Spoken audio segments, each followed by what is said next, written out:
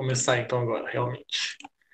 Então, hoje a gente vai falar sobre termodinâmica, a gente falou sobre gases na aula passada, equação de Clapeyron, equação geral dos gases. Então, a gente vai falar sobre o trabalho que o gás faz, a primeira lei da termodinâmica, a segunda lei, e essas coisas, mais ou menos. Então, a primeira coisa que eu vou falar é sobre o trabalho das transformações gasosas. Então, vocês aprenderam lá em mecânica, acredito eu, já devem ter aprendido sobre o que é o trabalho. E agora a gente vai estender isso para os gases, para as transformações gasosas. Então, lá na mecânica, vocês aprenderam que o trabalho é a força à distância.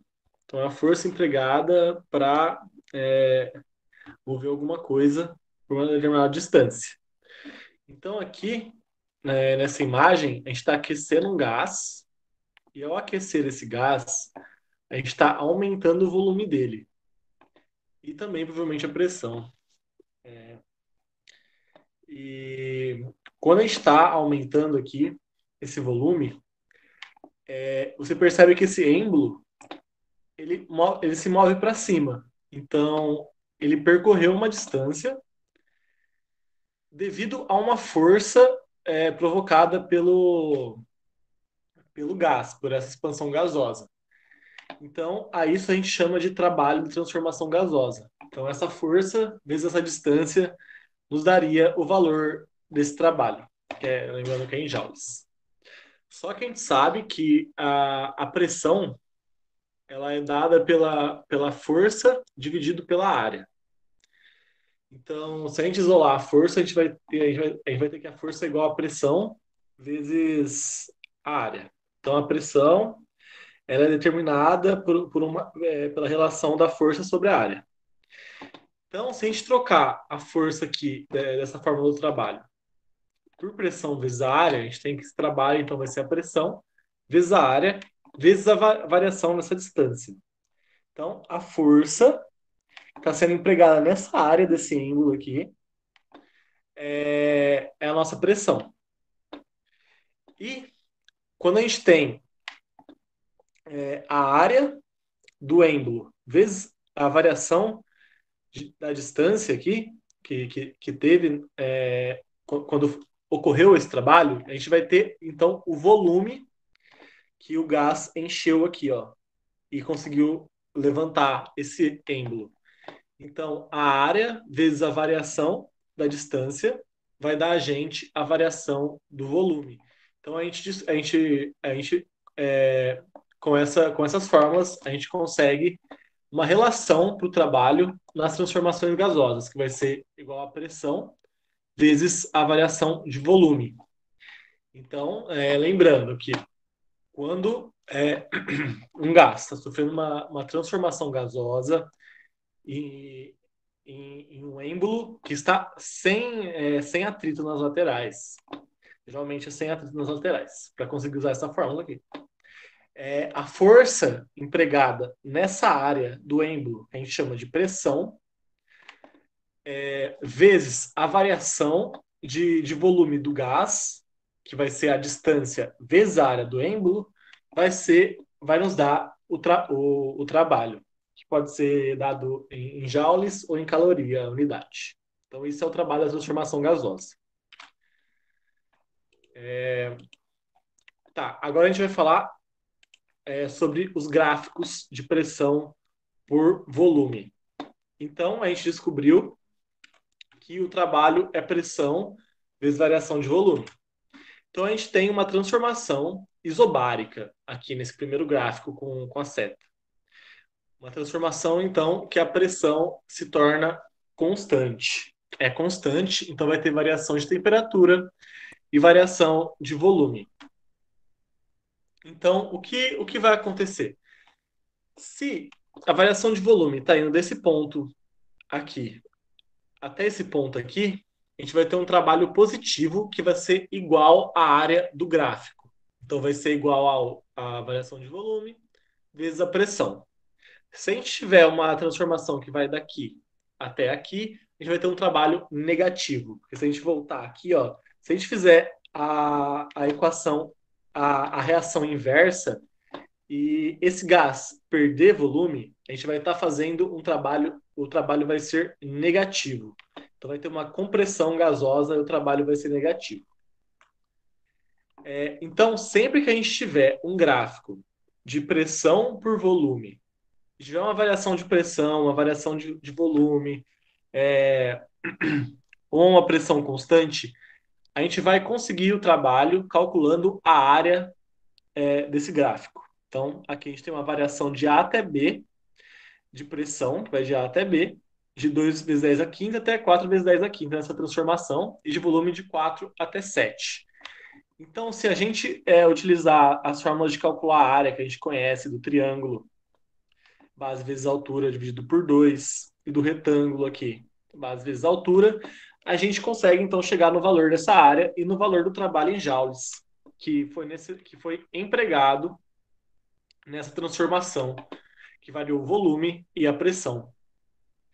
E aqui a gente é só para fixar na cabeça de vocês que não importa se a variação é uma reta ou não.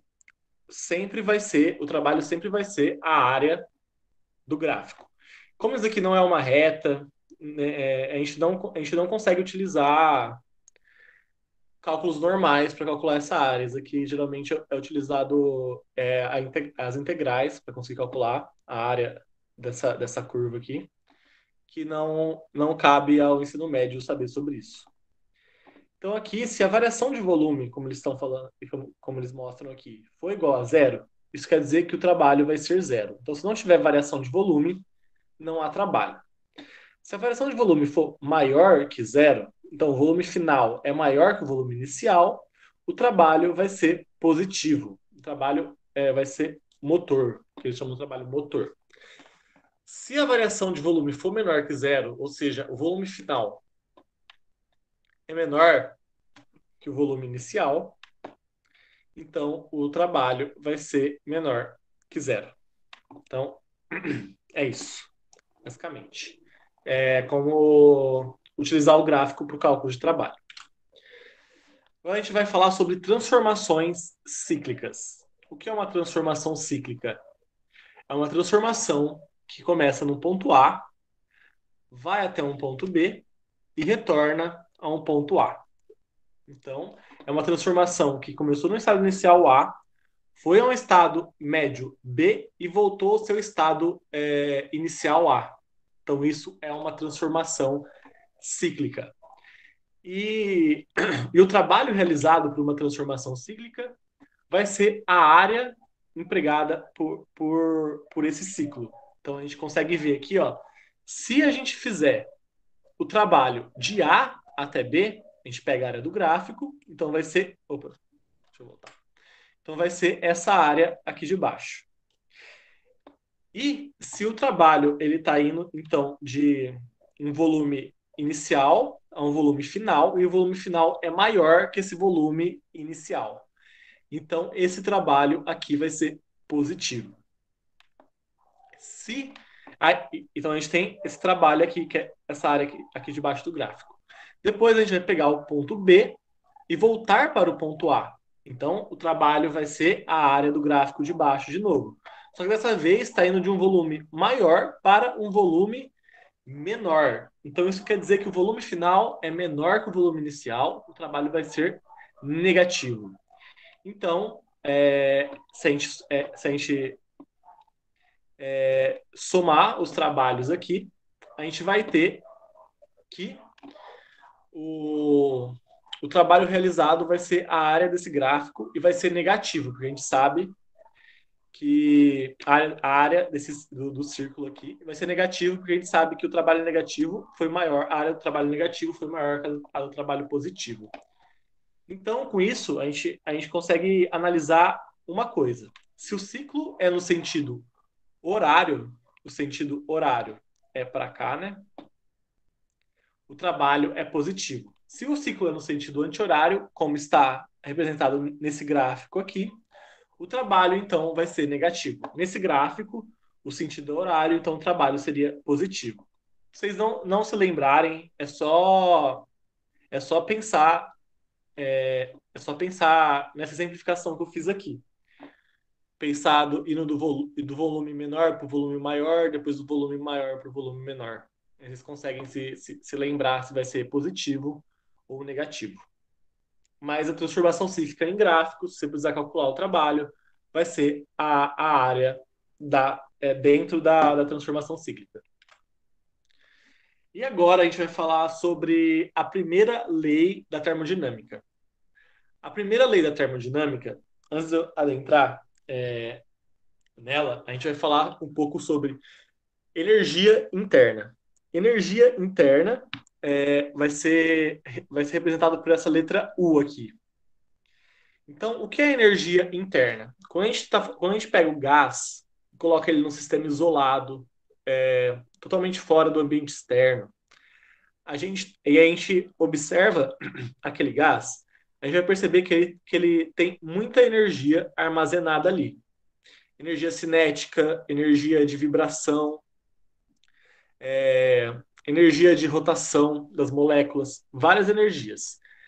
E isso é o que a gente chama de energia interna do gás, que a gente vai representar por ΔU. O que é o calor, que a gente já estudou. O calor, então, vai ser a transmissão de energia, termodinâmica, e o trabalho que a gente acabou de aprender. A primeira lei da termodinâmica é uma lei de conservação de energia. O que ela diz? Aquele calor que o gás está recebendo vai ser utilizado, primeiramente, para modificar o calor que ele está recebendo, para aumentar ou não a energia interna do gás e realizar trabalho ou não. Então, um gás ali está recebendo calor. Esse calor pode aumentar a energia interna dele. E com algumas experiências a gente percebeu que esse aumento de energia interna está concomitantemente relacionado com o aumento de temperatura. Então, quando há um aumento de energia interna, aumento de energia cinética, aumento de energia de agitação, todas as energias, vai haver um aumento de temperatura. Então, o calor que o gás está recebendo está sendo utilizado para esse aumento de temperatura e também pode estar sendo utilizado para a realização de um trabalho. Então, aquele gás pode estar movendo um êmbolo. Então, essa primeira lei da termodinâmica é uma lei de conservação de energia. Então, todo o calor recebido pelo gás está sendo utilizado ou para variar sua energia interna ou para a realização de trabalho. Então, o Q vai ser igual à variação da energia interna, mas o trabalho, se a gente isolar a variação da energia interna, a gente tem que a variação da energia interna é igual ao calor menos o trabalho, que é geralmente representado assim, essa primeira lei da termodinâmica. E lembrando que o gás ele pode estar recebendo calor, ou ele pode estar cedendo calor, ou ele pode não estar recebendo calor nenhum, que é o que a gente chama de transformação adiabática. E essa variação de energia interna pode aumentar e diminuir, ou ser constante, que é o que a gente chama de isotérmica, transformação isotérmica. E o trabalho ele pode ser de expansão, positivo, ou de compressão, negativo. Ou ele também pode ser nulo, que a gente chama da transformação isocórica. Então, agora a gente vai adentrar um pouco da relação da primeira lei da termodinâmica com aquelas transformações que a gente viu na aula passada sobre os gases. A primeira é a transformação isotérmica. A transformação isotérmica é uma transformação que a temperatura vai ser constante. A gente acabou de perceber que por vários. Vocês não viram isso, mas por várias exemplificações, várias experiências, eles falaram que a energia interna é concomitante à temperatura. Então, se a transformação é isotérmica, não vai ter variação de energia interna, então ela vai ser nula. Então, o que vai se anular é a energia interna na transformação isotérmica. Então, pela primeira lei da termodinâmica, se a gente voltar aqui, que é igual a ΔU mais trabalho, como o ΔU vai ser zero, numa transformação isotérmica, todo o calor vai ser transformado, utilizado em trabalho. Agora, na transformação isovolumétrica. Transformação isovolumétrica, não há variação de volume. Se não há variação de volume, se não há expansão nem compressão, o trabalho vai ser nulo. Se o trabalho vai ser nulo, se a gente voltar aqui, trabalho nulo, o calor, todo o calor vai ser utilizado para a variação de energia interna, para a variação de temperatura. Na transformação adiabática, é uma transformação em que não há recebimento de calor pelo gás. Então, o Q vai ser zero. Então, se o Q vai ser zero, o trabalho vai ser igual ao inverso da variação da energia interna. Na transformação isobárica, a pressão vai ser constante. E a pressão não tem relação nenhuma na primeira lei da termodinâmica. A gente vai chegar a essa questão daqui a pouco. E a expansão livre é quando todos vão ser zero. Isso aqui não tem nada a ver também. Agora eu queria mostrar o gráfico. Então, se a gente pegar o gráfico da transformação isobárica, pressão constante, o trabalho vai ser a área do gráfico. Isocórica, não tem trabalho. Isotérmica, o trabalho aqui também tem trabalho. Adiabática tem trabalho, cíclica tem trabalho. Agora eu queria entrar na questão da fórmula aqui, na transformação isobárica. A gente viu que o trabalho vai ser igual à pressão vezes a variação de volume. E então a gente só vai trocar o trabalho pela pressão vezes a variação de volume aqui. É só isso. E a gente também pode trocar esse P vezes ΔV pelo nRT, porque a gente viu na última aula a equação de Clapeyron que PV é igual a nRT. Então a gente pode utilizar essa variação aqui também na fórmula.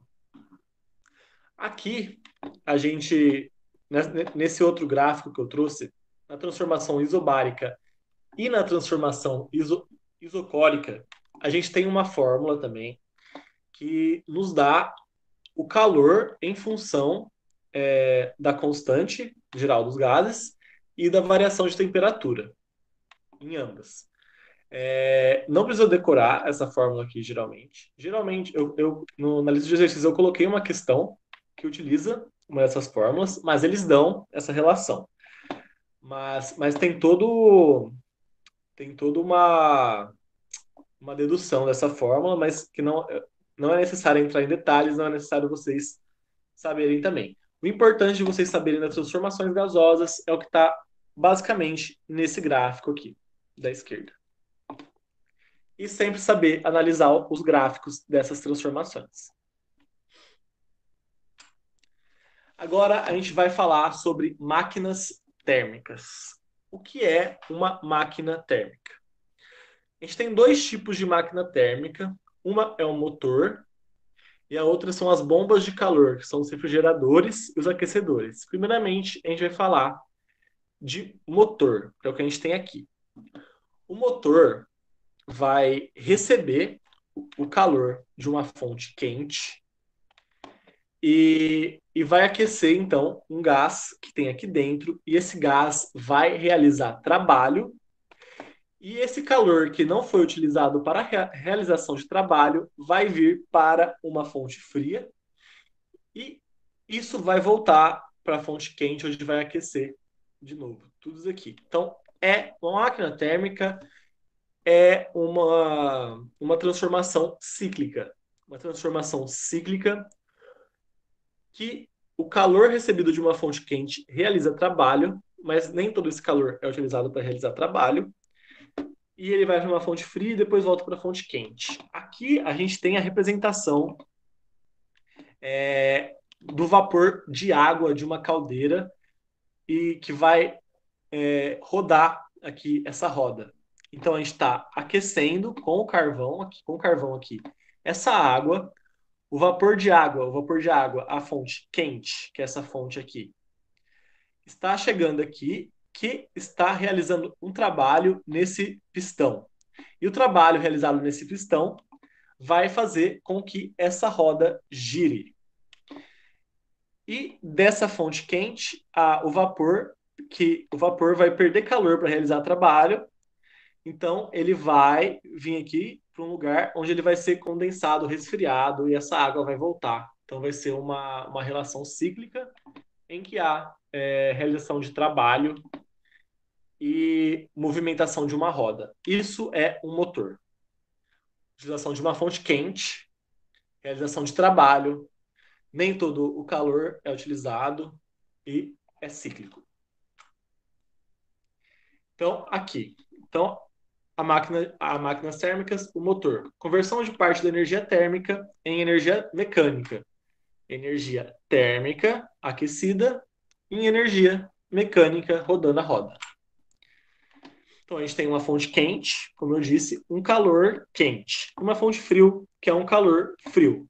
Então, o calor quente vai realizar um trabalho, que é essa fórmula aqui embaixo, que quente é igual ao trabalho útil, que é o trabalho utilizado para mover o êmbolo, mais o QF, que é o calor frio, que é o calor perdido para a fonte fria, que é o calor não utilizado para a realização de trabalho.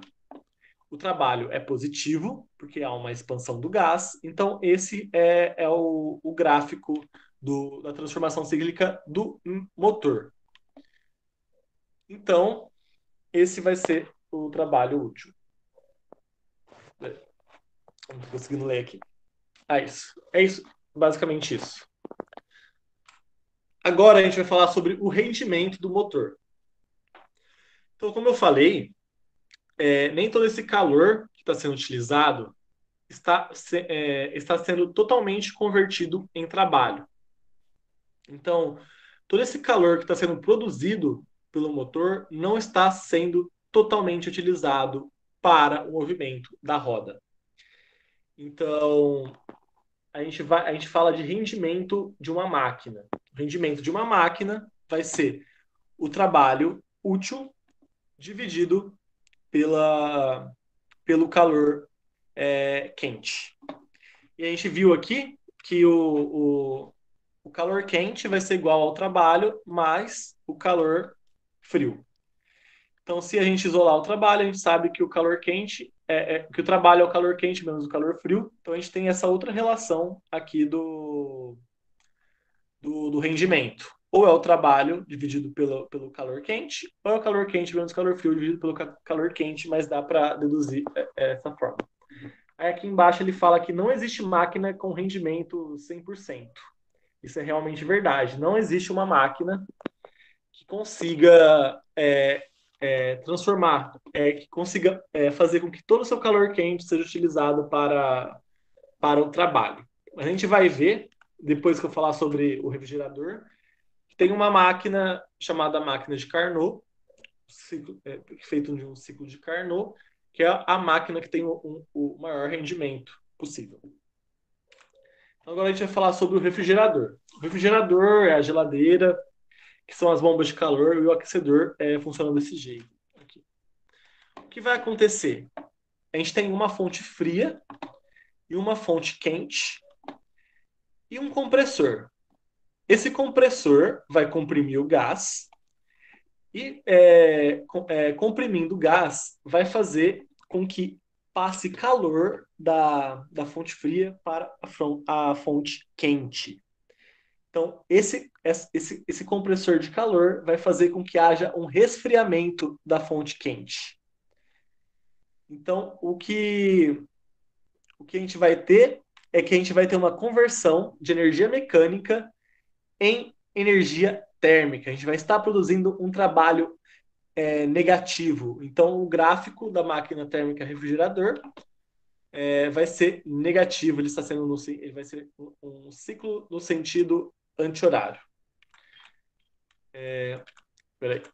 Eu não coloquei a foto do refrigerador, assim. Mas eu coloquei, era para ter colocado uma foto da geladeira para mostrar uma imagem para vocês de como é o refrigerador. Então, na geladeira, a gente vai ter um compressor que está comprimindo um gás e está resfriando esse gás, e o gás vai então subir para a parte de cima da geladeira e vai perder calor, vai, vai perder calor e vai resfriar, vai ganhar calor da geladeira, porque ele está frio, vai ganhar calor da geladeira, e então a geladeira vai começar a esfriar. Aí esse ar quente vai descer de novo para o compressor vai comprimir, de novo ele vai estar frio e vai fazer isso. É basicamente isso, o funcionamento. Também temos a eficiência, então, o rendimento do refrigerador, que a gente chama de eficiência térmica. É a mesma coisa, então, antigamente, mas a diferença agora é que o trabalho utilizado é, vai ser o principal. O trabalho utilizado é a energia mecânica que a gente está dando para o sistema. Então, é todo o trabalho que a gente está dando para o sistema. Mas nem todo esse trabalho vai ser utilizado para transformar o calor frio em calor quente. Então, por isso que a eficiência térmica vai ser o calor frio dividido pelo trabalho. Vai ser relação entre a quantidade de calor retirada da fonte fria e o trabalho realizado pelo compressor. Então, isso é a eficiência térmica. Agora a gente vai falar sobre o ciclo de Carnot, que é uma máquina que vai respeitar um ciclo que vai começar primeiramente sofrendo uma transformação isotérmica. Se a gente começar desse ponto aqui e acompanhar essa curva aqui, essa curva é uma isoterma, que vai de um ponto A até um ponto B. E está sofrendo uma expansão, está aumentando o volume. Então, ela está expandindo, está absorvendo um calor da fonte nesse momento, está expandindo o seu volume sem alterar a sua temperatura. Quando ele chega aqui, acaba a expansão isotérmica e ele para de receber calor, não vai ter mais troca de calor com o meio e vai começar a acontecer uma expansão adiabática, uma expansão em que ele não recebe nem perde calor. Então aqui continua aumentando o volume, mas e também está diminuindo a temperatura. Aqui a gente vai ter uma compressão isotérmica, então vai ter uma diminuição de volume, mas a temperatura vai se tornar constante. E nessa parte aqui ele vai estar liberando calor para a fonte fria, que está numa temperatura T2, que é essa temperatura T2 aqui, dessa isotérmica. Então a temperatura 1 é a fonte quente, a temperatura 2 aqui é a fonte fria. E depois ele vai sofrer uma outra compressão adiabática com o aumento da pressão e vai voltar à sua posição inicial. Então, isso daqui é chamado de ciclo de Carnot. O Carnot criou uma máquina que conseguia respeitar esse ciclo. E ele percebeu que essa máquina tinha um rendimento maior que as outras máquinas, respeitando esse sistema aqui. Então, o que aconteceu foi que descobriram que nenhuma máquina térmica que opere entre duas dadas fontes, as temperaturas T1 e T2, podem ter maior rendimento que uma máquina de Carnot operando entre essas mesmas fontes. Então, se a gente tiver uma fonte quente T1 e uma fonte quente T2, uma respeitando esse ciclo, outra com outro ciclo aleatório, a que respeita o ciclo de Carnot terá um maior rendimento que qualquer outra. Então a gente tinha percebido que o calor da fonte quente é igual ao trabalho mais o calor da fonte fria. Se a gente isolar o trabalho, a gente tem isso aqui. O calor da fonte quente dividido pelo calor da fonte fria é igual à temperatura da fonte quente dividido pela temperatura da fonte fria. Só a gente utilizar o que macete aqui para a gente descobrir isso aqui. Então, devido a várias experiências também, eles descobriram que esse calor quente ele vai ser igual a essa temperatura quente. Esse calor frio vai ser igual a essa temperatura frio, no manejo final da equação aqui. Então a gente tem o N, que é o rendimento, que é o trabalho, dividido pelo, pela fonte quente. E a gente tem que o trabalho aqui é o QQ, que é o calor da fonte quente menos o calor da fonte frio, da fonte fria. Então a gente tem que o rendimento vai ser o calor da fonte quente menos o calor da fonte fria, dividido pelo calor da fonte quente. E como a gente sabe que a temperatura vai ser concomitante ao calor, é só a gente trocar o calor pela temperatura aqui, que a gente vai obter também a fórmula do rendimento de uma máquina de Carnot em relação à temperatura. Se a gente isolar, a gente chega nessa fórmula final. Geralmente, as que dão no livro, assim. Então, o rendimento da máquina de Carnot pode ser dado por essa fórmula aqui também. Então, às vezes, vai ter alguns exercícios que eles vão te dar a temperatura e, e vai pedir o rendimento de uma máquina de Carnot. Então, talvez, em alguns exercícios, vocês vão precisar saber dessa fórmula aqui. Tipo, eu não coloquei nenhum exercício desse tipo, assim. Mas eu vou dar uma procurada, porque eu não tenho certeza se vocês precisam decorar realmente essa fórmula, se eles dão. Mas quando eu estava montando a lista, eu não percebi nenhum exercício que precisa utilizar, decorar essa fórmula de rendimento em relação à temperatura. Tá, agora a gente vai falar sobre o segundo princípio da termodinâmica, e isso é em relação às máquinas que a gente acabou de estudar. Então, primeira coisa que a gente tem que saber é uma questão chamada entropia. Entropia é a desorganização da energia térmica. É um sistema desorganizado. Então, quanto maior a entropia, maior a desorganização desse sistema. Essa é a definição básica de entropia. E quando você está aumentando a energia de um sistema, você está desorganizando esse sistema, você está aumentando a sua entropia. Beleza. Essa questão de entropia foi definida na segunda lei de termodinâmica. E foram feitos dois enunciados. O primeiro é o enunciado de Clauss. O calor não passa espontaneamente de um corpo para o outro de temperatura mais alta, de um corpo para outro de temperatura mais alta. Então, se a gente tem um corpo de temperatura mais baixa, um corpo de temperatura mais alta, aquele calor não vai passar da temperatura mais baixa para a temperatura mais alta. Ele não vai se tender a se desorganizar. É isso que fala esse enunciado. Que é o que a gente já havia falado, né? Que o calor vai passar do corpo de temperatura mais alta para o de temperatura mais baixa, mas ele não vai passar de um corpo de temperatura mais baixa para um corpo de temperatura mais alta espontaneamente. Mas como a gente viu no refrigerador, quando se utiliza um trabalho, vai ter uma passagem do calor da fonte fria para a fonte quente. E o segundo enunciado vai ser do segundo princípio da termodinâmica, vai ser o enunciado de Kelvin Planck.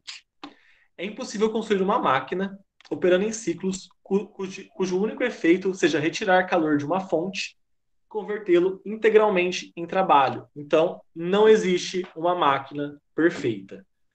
Não existe uma máquina que vai utilizar todo o calor da fonte quente e transformar tudo aquilo em trabalho. Então, essa é a segunda parte da segunda lei da termodinâmica. E agora, por fim, seria o terceiro princípio da termodinâmica. E ele fala o quê? Que é impossível reduzir qualquer sistema à temperatura do zero absoluto mediante um número finito de operações. Então, se você tiver um sistema e quiser colocar ele a 0 kelvins, você não vai conseguir fazer isso com um número finito de operações. É impossível. O que eles querem dizer com isso é utilizar novamente o conceito de entropia, que é a desorganização. Quando você está diminuindo a temperatura de um sistema, tentando chegar no zero absoluto, você está tentando chegar na entropia absoluta, na entropia zero. no nível de não desorganização, no nível de organização. E, e essa lei dessa terceira lei da termodinâmica diz que não é possível chegar esse sistema a um nível completo de organização. Então a entropia não vai chegar ao zero absoluto, mas eles vão tender ao zero absoluto, eles podem tender ao zero absoluto, mas nunca chegar naquele valor. Então é apenas isso a terceira lei da termodinâmica. É impossível reduzir a temperatura de um sistema ao zero absoluto. Basicamente isso. Alguém tem alguma dúvida antes da gente entrar nos exercícios?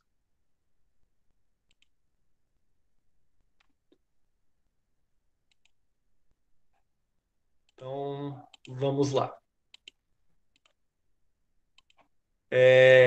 Então, primeiro exercício. Determine qual o trabalho realizado por um gás em expansão que teve seu volume alterado de 5 vezes 10 a menos 6 metros cúbicos para 10 vezes 10 a menos 6 metros cúbicos em uma transformação a pressão constante de 4 vezes 10 a quinta newtons por metro quadrado. Então, é um exercício básico de determinar o trabalho realizado pelo gás em expansão. Ele teve um volume que foi de 5 vezes 10 a menos 6 a 10 vezes 10 a menos 6. Então, ele aumentou o volume, teve uma expansão, o trabalho vai ser positivo, a pressão é constante. Então, se a gente fizer, a gente sabe que o trabalho vai ser igual à pressão vezes a variação do volume. Então, é só a gente trocar os valores que nos foi dado. Então, a pressão é 4 vezes 10 a quinta, vezes o volume final, que é 10 vezes 10 a menos 6, menos o volume inicial, que é 5 vezes 10 a menos 6. Então, se a gente fizer essas contas, a gente vai chegar que o trabalho é igual a 2 newtons vezes metro, já que a pressão é dada em newtons por metro quadrado, e o volume é dado em metros cúbicos. Então, o trabalho é dado em newtons vezes metro, mas newton vezes metro é a mesma coisa que joule. Então, a gente chama de joule. Então, a resposta correta é 2 joules. Essa é a primeira questão. Segunda questão. A primeira lei da termodinâmica para sistemas fechados foi originalmente comprovada pela observação empírica.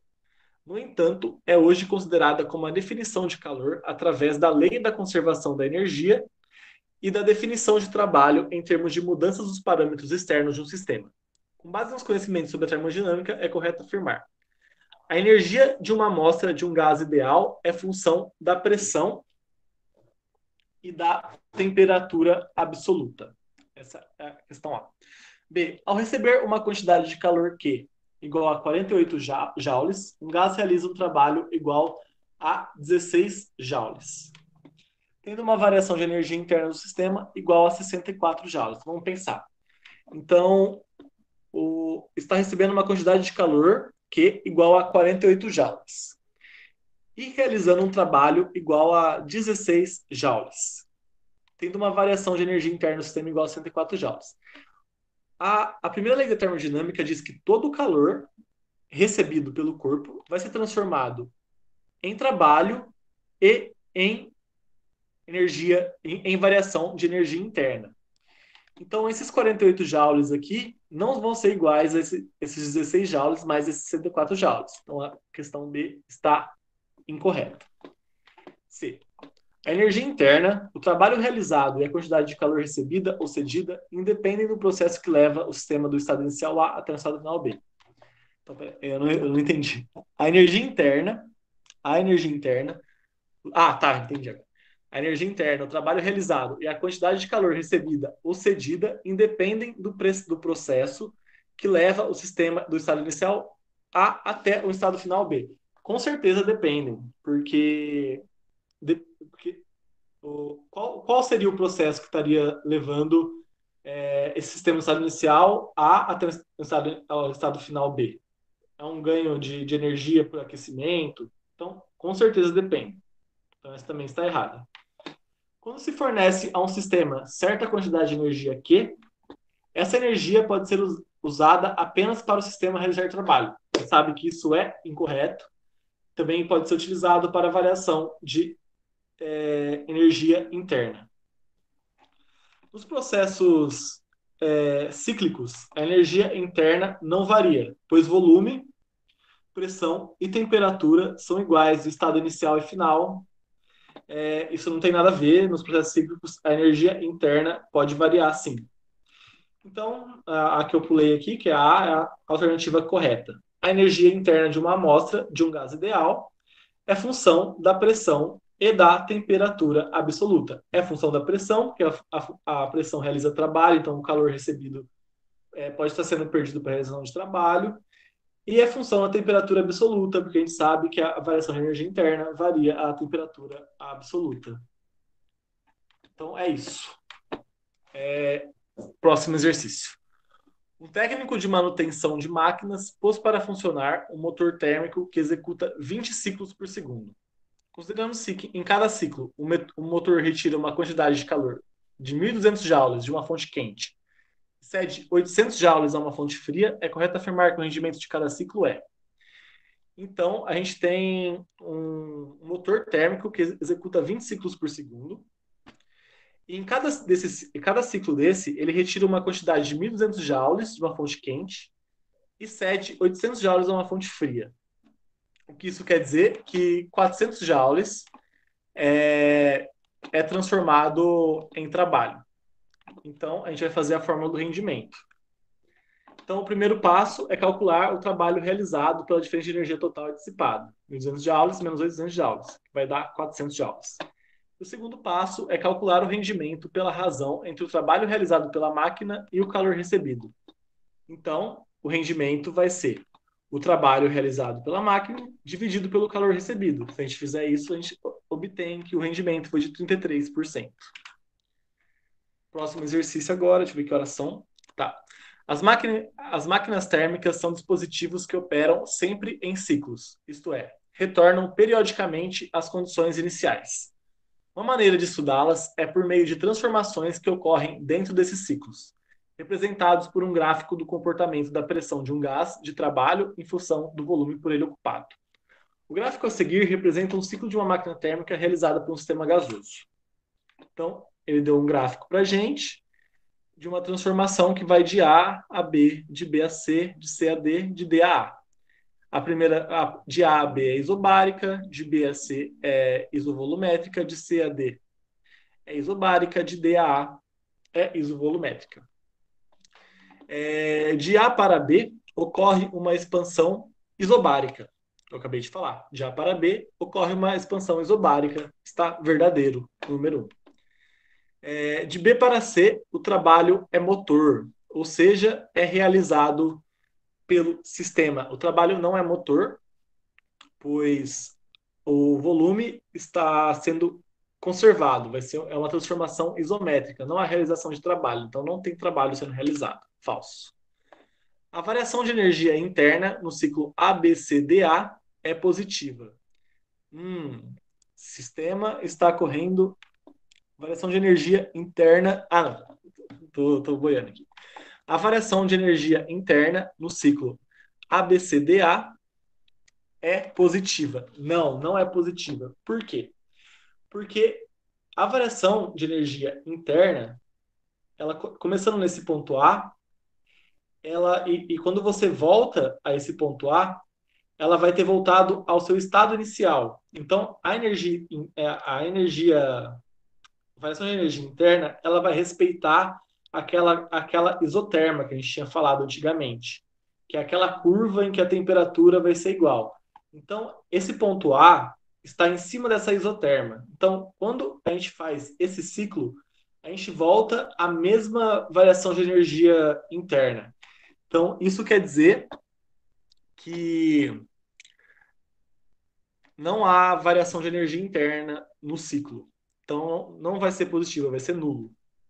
Então, é falso também. No ciclo fechado ABCDA, não há variação de energia interna e o trabalho total é nulo. No ciclo fechado ABCDA, não há variação de energia interna e o trabalho total é nulo. Não há variação de energia interna, como a gente já acabou de descobrir, analisando a 3, e o trabalho total é nulo. Não, não é nulo, porque a área do ciclo vai ser a área do trabalho, então vai ter trabalho. É isso. Falso. eu ver que horas são. Tá, dá tempo de fazer isso daqui. Qual é a variação de energia interna de um gás ideal sobre a qual é realizado um trabalho de 80 joules durante uma compressão adiabática? Se é uma compressão adiabática, não há recebimento de calor. Se não há recebimento de calor, e o calor é igual à variação da energia térmica mais o trabalho, a variação da energia interna é igual a menos o trabalho. Se é igual a menos o trabalho é 80 joules, a variação da energia interna é de menos 80 joules. Então, a variação da energia interna. Mas ele fala aqui ó, que é uma compressão adiabática. Se é uma compressão, o trabalho é negativo. Então, a gente tem que colocar aqui menos 80 joules. Então, menos 80 joules vai ser 80 joules a variação da energia interna. Então, a alternativa A. Nós faltam 2 minutos. Eu acho que não vai dar para fazer essa última questão, gente. Eu vou gravar um vídeo fazendo essa última questão, que ela é a melhor que tem. Aí eu posto lá no YouTube. E é isso, basicamente. Alguém tem alguma dúvida? Mandei, vou mandar aqui de novo, Forms.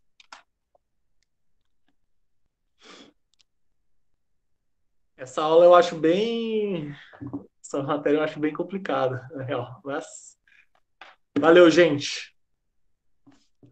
Até a próxima.